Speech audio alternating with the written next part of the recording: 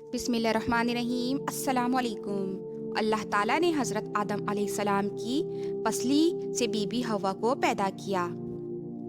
جنت میں آدم علیہ السلام نے تنہائی سے گھبرا کر جناب باری میں یہ خواہش کی کہ میرا کوئی جوڑ پیدا کر تاکہ میں تنہائی کی وحشت سے دور ہوں۔ فرشتوں نے بحکم خداوند تعالیٰ جب آدم علیہ السلام سوئے تو ان کی بائیں پسلی چاک کی۔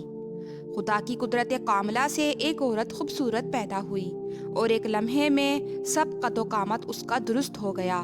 پھر اس پسلی کو فرشتوں نے ایسا ملایا کہ آدم علیہ السلام سوتے کے سوتے ہی رہے، ذرا خبر نہیں ہوئی۔ جب آدم علیہ السلام بیدار ہوئے تو دیکھا کہ نہایت خوبصورت ان کی جنس سے پہلو میں بیٹھی ہے۔ دیکھ کر بہت خوش ہوئے اور پوچھا کہ تم کون ہو؟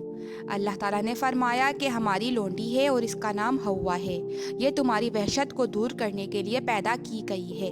آدم علیہ السلام نے چاہا کہ بی بی حوا کو ہاتھ لگائیں۔ حکم ہوا کہ اے آدم، اس کو ہاتھ نہ لگانا جب تک اس کا مہر نہ ادا کر لو۔ آدم علیہ السلام نے عرض کیا کہ اے الٰہ العالمین، اس کا مہر کیا ہے؟ ارشاد ہوا کہ اس کا مہر یہ ہے کہ 10 بار میرے حبیب صلی اللہ علیہ وآلہ وسلم پر درود پاک پڑھو۔ آدم علیہ السلام نے درود پڑھا، فرشتے شاہد اور گواہ بنے اور بی بی حوا کا آدم علیہ السلام سے عقد نکاح اللہ تعالیٰ نے منعقد کیا۔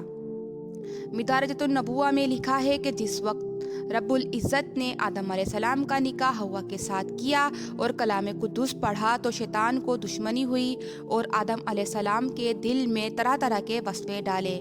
آخر کار وہ اپنی کوششوں میں کامیاب ہوا اور حضرت آدم علیہ السلام بہشت سے باہر نکالے گئے۔ وہ زمین پر آئے اور انہیں طرح طرح کی مشقتوں میں ڈالا گیا۔ شکریہ۔